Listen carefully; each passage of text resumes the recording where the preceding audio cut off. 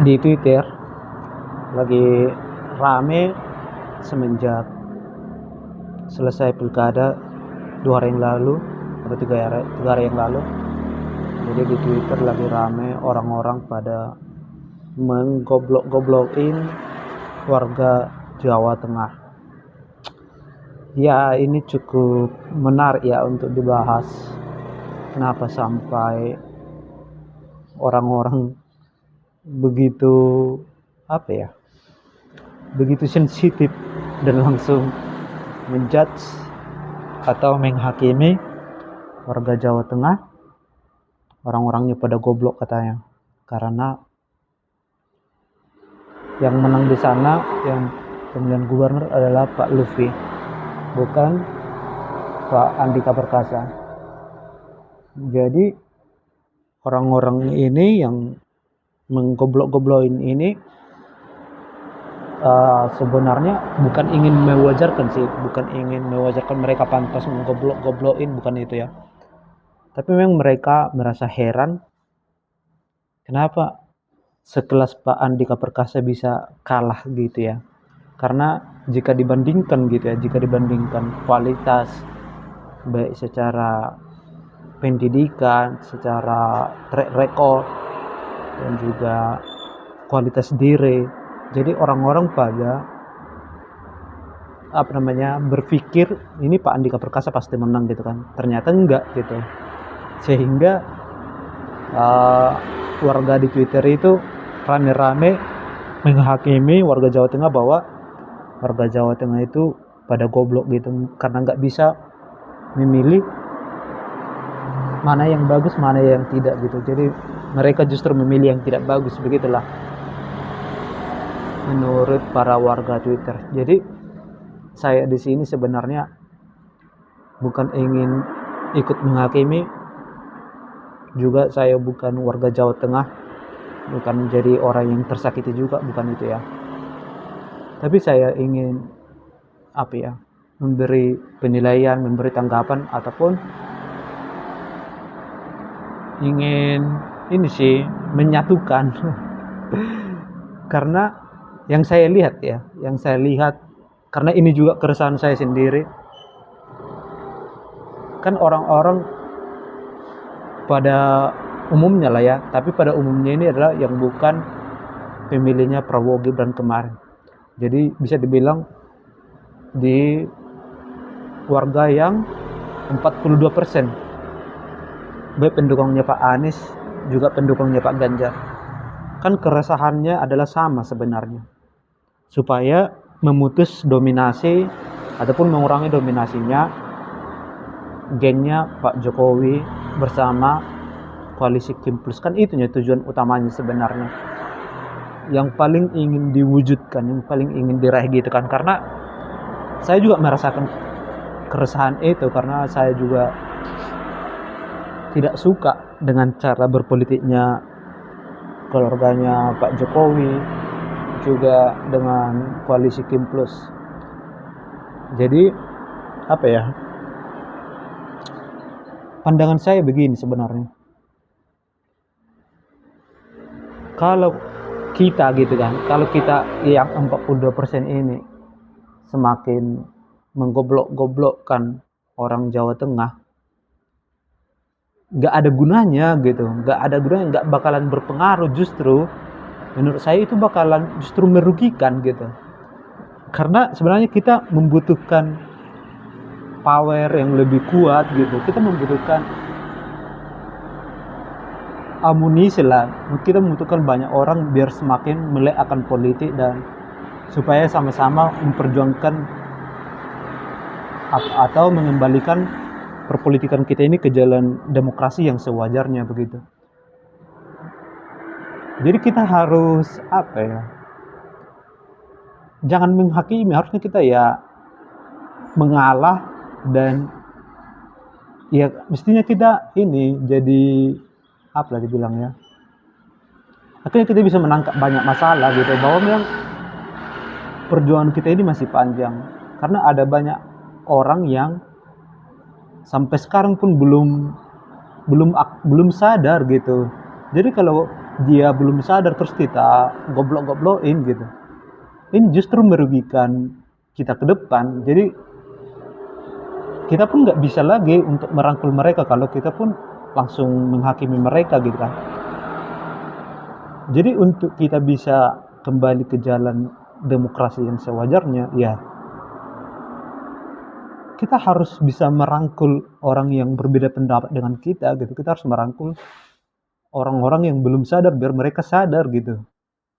Itu sebenarnya tujuannya. Cuman ya mungkin teman-teman yang di Twitter langsung pada emosian. Kayak apa ya, heran gitu kan. Tapi ya aku justru ini ya, aku bukan dibilang senang, tapi di satu sisi aku senang bisa langsung tahu permasalahannya di mana gitu. Memang pada umumnya permasalahannya adalah ada banyak orang yang belum sadar gitu. Misalnya kalau kita flashback lagi ke belakang masalah konstitusi kita yang diobrak-abrik hanya demi meloloskan Gibran gitu. Di sini aja sampai sekarang orang masih belum sadar gitu. Bayangkan, di sini aja belum sadar, belum lagi di pilkada yang baru terjadi kan. Jadi memang PR kita memang sangat panjang dan membutuhkan proses yang sulit gitu, yang memang membutuhkan waktu yang agak lama gitu. Gak mudah loh, sangat gak mudah mengubah mindset, mengubah karakter, mengubah pandangan seseorang. Itu tuh sangat-sangat sulit. Jadi apa ya, ya kita harus sabar menerimanya gitu. Kita nggak boleh langsung menghakimi, kita membutuhkan amunisi, kita membutuhkan suara rakyat yang sebanyak-banyaknya supaya kita bisa melawan katakanlah koalisi Kim Plus, melawan gengnya Pak Jokowi, karena mereka itu udah kuat gitu. Bayangkan mereka itu udah kuat, bisa kukatakan mereka itu sudah membangun tembok yang sangat tinggi gitu. Itu udah, mereka sudah lama membangun ini semua gitu. Nah, anggaplah mereka sudah membangun kekuatan politik mereka sudah 10 tahun lah. Kita hitunglah mulai dari Pak Jokowi menjabat gitu. Kan untuk meruntuhkan tembok yang sudah dibangun 10 tahun ini kan nggak bisa dalam satu hari gitu. Jadi kita membutuhkan, bisa jadi kita harus membutuhkan 10 tahun lagi untuk bisa mengalahkan mereka kan. Mana bisa langsung di pilkada kemarin itu kita bisa langsung mengalahkan mereka, enggak kan. Tapi kita apa ya, kita wajib bersyukur gitu. Kita masih bisa untuk apa ya, melahirkan harapan, kita bisa bernapas dengan lega karena ya semoga tidak berubah hasil pilkada di Jakarta. Menurut saya sendiri ini justru sebuah harapan gitu, harapan kita untuk menjadikan Jakarta menjadi role model gitu, menjadi role model bagi provinsi-provinsi yang lain gitu. Nah di situ aku jadi memetik pelajarannya gitu kan. Coba seandainya Jakarta pun dimenangkan oleh Kim Plus sama Pak Jokowi gitu, otomatis kita nggak bisa melihat lagi, kita nggak punya role model gitu kan, kita nggak punya daerah yang bisa kita jadikan jadi panutan gitu. Nah untungnya Jakarta ada gitu kan, akhirnya kita pun bisa ini kayak mewartakan gitu kan, kita bisa mengabarkan ke warganya Banten, Jawa Barat, Jawa Timur, Jawa Tengah gitu kan, kita bisa kasih tahu bisa loh, Jakarta aja bisa gitu. Itu sih yang jadi hal positifnya ya, hal positif yang bisa saya tangkap dari pilkada kemarin. Ya ada banyak memang yang harus kita katakanlah kita edukasi, kita menangkan warganya gitu. Belum lagi Sumatera Utara. Wah. Nah, ini pandangan politik saya ke depan gitu. Melihat peta hasil pilkada kemarin, ya saya memprediksi, saya feeling saya sendiri itu ya ini tahun 2029 ya Gibran akan mudah menjadi presiden. Kenapa saya katakan demikian? Di satu sisi Gibran sekarang punya akses untuk ke sana. Dia sekarang jadi wapres gitu. belum lagi dengan pencitraan yang dia bangun sekarang ini gitu. Terus ya bayangkan 3 provinsi terbesar dengan jumlah penduduknya yang terbesar di Indonesia, gubernurnya adalah orang-orangnya Pak Jokowi. Berarti kan bagi Gibran kalau dia mau jadi capres tahun 2009 ini bakalan mudah untuk menang gitu. 3 provinsi udah bisa dipegang gitu. Nah, harusnya kita melihatnya ke sana gitu, bahwa perjuangan kita nggak cukup cuma di pilkada gitu. Perjuangan kita itu masih tahun 2029. Tahun 2009 ya, kalau menurut saya ya semoga ada perlawanan yang sangat kuat lah. Tapi ini bakalan mudah menurut saya untuk dimenangkan gitu. Untuk dimenangkan oleh Gibran nantinya. Kalau koalisinya ini nggak berubah gitu ya. Jadi maksud saya ingin kita melihat bahwa musuh kita itu ataupun perjuangan kita ini nggak berhenti cuma di pilkada kemarin gitu. Kita harus berjuang lagi 5 tahun lagi gitu. Jadi kita membutuhkan amunisi lah, kita membutuhkan kekuatan yang sangat powerful lah. Karena lawan kita penguasa.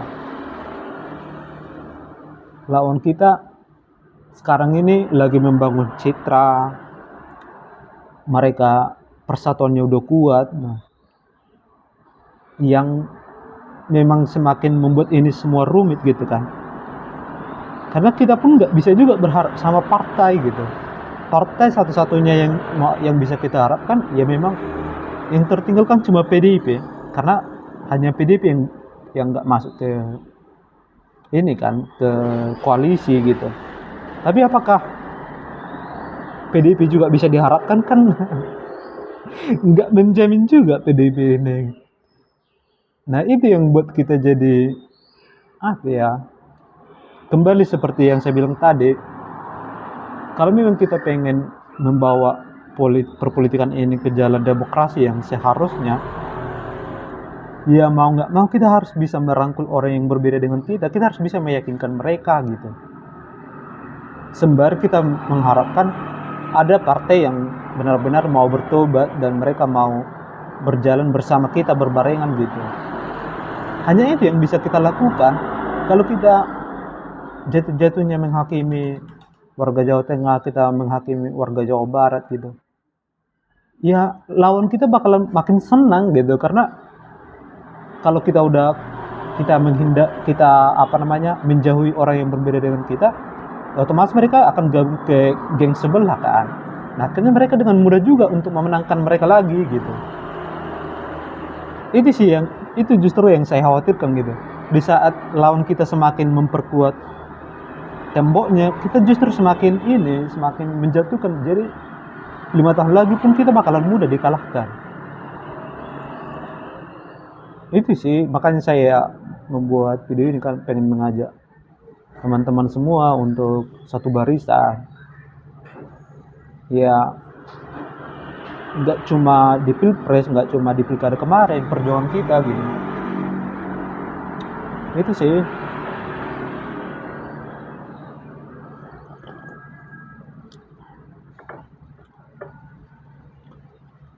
Jadi kalau kita mau goblok-goblokin, sebenarnya yang mesti kita goblok-goblokin itu adalah orang-orang berkuasa yang memanfaatkan kebodohan warganya demi kepentingan pribadinya. Itu yang mesti kita goblokin gitu. Kalau orang yang katakanlah kurang pendidikan, terus mereka nggak bisa memilih dengan rasional, ya namanya juga kurang pendidikan gitu. Justru kita mungkin semakin berdosa kalau kita goblokin dia gitu. Kita udah tahu dia kurang pendidikan terus kita goblokin, ya gimana pri kemanusiaannya gitu. Sama halnya mungkin dengan katakanlah kalau kenapa kita sama, mungkin ada banyak gitu ya orang tua gitu cuma tamat SD terus anaknya kuliah gitu kan, tamat lulusan kuliah. Ini biasanya sering berdebat loh orang tua sama anak gitu. Kenapa yang dua ini, orang tua sama anak, sering jadi bertengkar? Ini kan bisa juga karena pengaruh pendidikan kan. anaknya udah berpikir cemerlang gitu. Terus orang tua bukan dibilang ketinggalan zaman sih, tapi ya gimana, namanya yang tinggal di kampung-kampung yang pemikirannya dipengaruhi oleh tetangga-tetangga yang kolot apa segala macam gitu kan. Misalnya kayak soal pekerjaan, orang tua kita kan pekerjaan yang paling mereka apa namanya ya, yang paling mereka banggakan kalau kita PNS kan. Kalau kita PNS itu pasti orang tua kita bangga kali gitu. Nah sementara kita, apalagi generasi milenial gitu, kita kan cuma paling senang itu kerjaan itu kalau sesuai sama passion kita kan. Nah maksudnya yang perbedaan-perbedaan kayak gitu lah sebenarnya menurutku yang juga terjadi pada pilpres kemarin gitu, pada pilkada yang kemarin, penyebab pilkada, maksudnya perbedaan-perbedaan apa namanya, pandangan gitu, mindsetnya beda gitu. Jadi nggak mungkin kan orang tua kita yang cuma lulus SD atau lulus SMP karena berbeda pilihan sama kita, kita langsung goblokin mereka kan, enggak kan. Nah jadi memang sangat kompleks memang kerumitan ini semua. Memang benar-benar nggak mudah. Aku aja, tapi semoga nggak terjadi gitu. Tapi prediksiku sangat yakin kalau Gibran itu akan jadi presiden tahun 2029. Jadi karena saya melihat kekuatan mereka itu udah benar-benar powerful. Tengok aja ya pilkada ini gitu. Walaupun Pak Jokowi sudah lengser, sudah habis masa jabatan, tapi ini tetap berpengaruh. Dan orang-orangnya Pak Jokowi kan banyak juga di pemerintahan gitu. Dan bayangkan gara-gara Pak Jokowi Pak Prabowo bisa presiden, berarti memang benar-benar powerful kan. Jadi apa ya, sudah terlalu tinggi sebenarnya, sudah terlalu tinggi tembok yang mereka bangun gitu. Jadi untuk kita bisa meruntuhkan ini, ya memang kita harus sabar gitu. Ya kecuali gitu ya, kecuali kalau ya memang benar-benar ada sebuah kejadian yang memang Tuhan rancang untuk menjatuhkan mereka, ya semoga itulah yang terjadi. Tapi kalau kita pengen apa namanya meruntuhkannya, ya kita harus bersatu kan. Kita nggak boleh cuma mengandalkan kita yang ada di Twitter, seperti yang dibilang Pak apa namanya, pemilik Litbang Kompas atau pemiliknya atau penelitinya lah, Pak Burhanuddin. Dia sampai bilang begini, ada sebuah video yang baru saya tonton, warga X itu cuma 5% dari penduduknya Indonesia. Jadi penggunanya X atau Twitter di Indonesia itu cuma 5% dari populasinya Indonesia gitu kan. Nah kalau cuma mengandalkan 5% ini kan kita nggak bisa menang gitu. Jadi sama warga TikTok aja kita kalah telak gitu. Jadi biar nggak percuma gitu suara kita ini, biar nggak percuma perjuangan kita yang setahun terakhir ini. Jadi kita harus katakanlah, kita harus bisa merangkul warga TikTok juga biar kita bisa menang gitu. Jadi kalau kita goblok-goblokin warga TikTok, kita bilang mereka monyet apa segala macam gitu, ya otomatis kita cuma yang 5% ini aja yang apa namanya, yang bersatu gitu, nggak ikut yang lain. Jadi kan percuma kan. Bayangkan kita sama warga TikTok aja kita kalah. Itu sih biar nggak sia-sia sih perjuangan kita ini kan. Jadi ya mari tahan diri untuk nggak marah, nggak memaki-maki. Memang sih masih panjang, masih banyak yang harus kita bereskan. Karena kalau kita cuma mengandalkan partai politik ini pun macam apa ya, nggak terharapkan. Ya tinggal PDIP sekarang yang menjadi oposisi, itu pun ada banyak orang juga kan yang benci sama PDIP, lagi sekarang makin banyak digaungkan di media sosial, asalkan bukan PDIP, entah siapa lah yang menggerakkan ini gitu.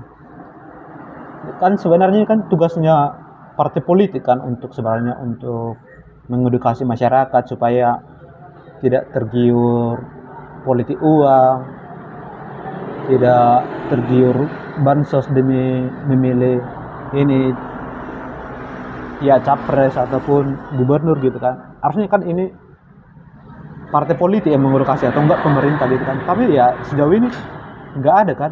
Justru mereka melakukannya gitu.